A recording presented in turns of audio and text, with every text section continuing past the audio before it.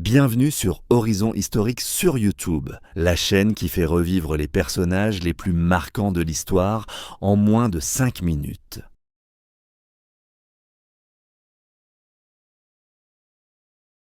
Jean de La Fontaine naît le 8 juillet 1621 dans la petite ville de Château-Thierry, en Picardie, au nord-est de la France. Son père, Charles de La Fontaine, est maître des eaux et forêts du duché de Château-Thierry, une fonction respectable qui permet à la famille de vivre confortablement. Sa mère, Françoise Pidoux, est issue d'une vieille famille de notables. C'est dans ce milieu provincial, entouré de la nature et des livres, que le jeune Jean découvre les plaisirs de la lecture, de la solitude et de l'observation du monde vivant, toutes choses qui influenceront profondément son œuvre future. Très tôt, Jean se passionne pour les lettres. Il commence des études de théologie, puis de droit, qu'il abandonne bien vite.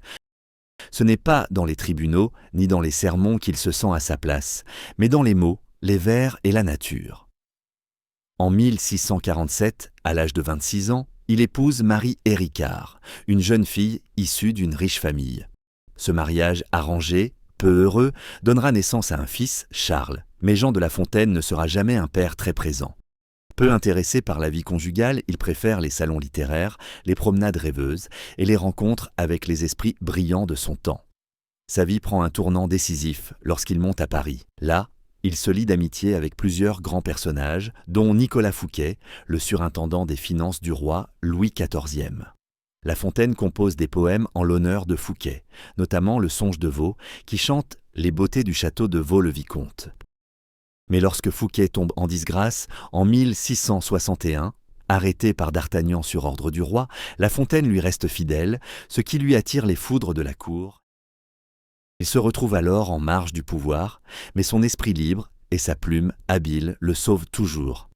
C'est en 1668 qu'il publie le premier recueil de ses fables, dédié au dauphin, fils du roi. Le succès est immense. En choisissant d'enseigner la sagesse à travers des histoires d'animaux, La Fontaine touche à quelque chose d'universel et d'intemporel. Inspiré d'Ésope, un fabuliste de l'Antiquité grecque, il transforme de simples récits en leçons de vie profondes et parfois subversives.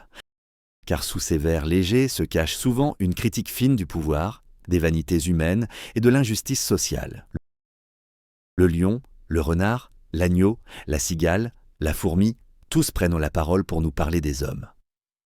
Il faut imaginer cet homme, souvent vêtu simplement, perdu dans ses pensées, errant dans les rues de Paris ou les forêts de sa jeunesse, écoutant les murmures du vent et des bêtes, pour mieux les faire parler. Il n'est pas un homme de bruit et de fureur. Il n'a jamais été militaire, ni ministre, ni homme de cour influent. Mais sa force est ailleurs, dans sa capacité à faire réfléchir sans en avoir l'air, à enseigner sans faire la leçon. Il écrit pour les enfants, certes, mais aussi pour les rois. Il sait que la vérité passe mieux quand elle chante.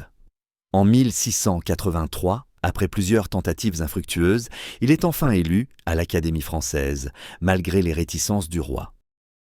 C'est une reconnaissance tardive, mais méritée, pour un homme dont les fables circulent déjà dans tout le royaume. Il fréquente les salons littéraires, notamment celui de Madame de la Sablière, qui l'accueille chez elle durant 20 ans, lui offrant un toit et une compagnie cultivée. C'est là qu'il compose une grande partie de ses œuvres, entre discussions philosophiques et contemplation du monde. Vers la fin de sa vie, La Fontaine, alors malade, se rapproche de la religion.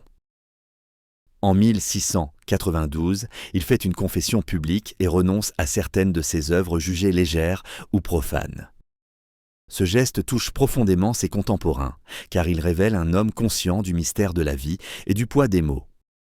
Il meurt le 13 avril 1695 à Paris, dans une grande piété, à l'âge de 73 ans. Il est enterré au cimetière des Innocents, aux côtés d'un autre géant des lettres françaises, Molière.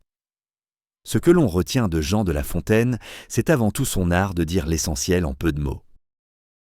Il nous a appris que la sagesse n'est pas réservée aux puissants, que les faibles peuvent parfois triompher par la ruse, et que la nature a ses lois que l'homme ferait bien d'écouter.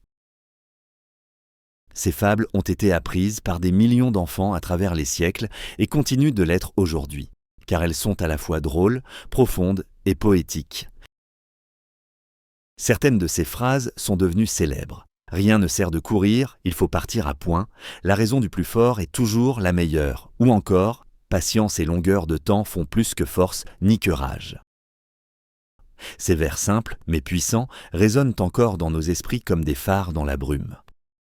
Ils nous rappellent que la vie est faite d'obstacles, mais aussi d'enseignements, que la sagesse ne se crie pas, mais se murmure, doucement, comme un conseil donné par un vieil ami. La Fontaine n'a pas changé l'histoire de France comme un roi ou un général. Il n'a pas conquis de territoire, ni rédigé de lois. Mais il a touché les cœurs, il a enseigné la morale avec le sourire et l'intelligence avec poésie. Il a fait entrer les animaux dans la littérature avec une noblesse que peu d'hommes possèdent. Il a offert à la langue française un trésor de finesse, de clarté et d'humour qui ne se démode jamais. Il y a dans ses fables une sorte de lumière douce, une sagesse joyeuse, presque spirituelle. On y sent le souffle de la nature, l'humilité devant le monde et l'espoir que l'homme peut devenir meilleur s'il apprend à écouter. À écouter le vent, les feuilles, les murmures des bêtes et peut-être, au fond, à écouter son propre cœur. C'est cela, sans doute, le vrai miracle de Jean de La Fontaine, transmettre à travers des histoires simples des valeurs humaines et intemporelles étant de véritables outils de transformation intérieure. Tu veux encore plus d'histoires incroyables? Alors like la vidéo et abonne-toi pour ne rien rater.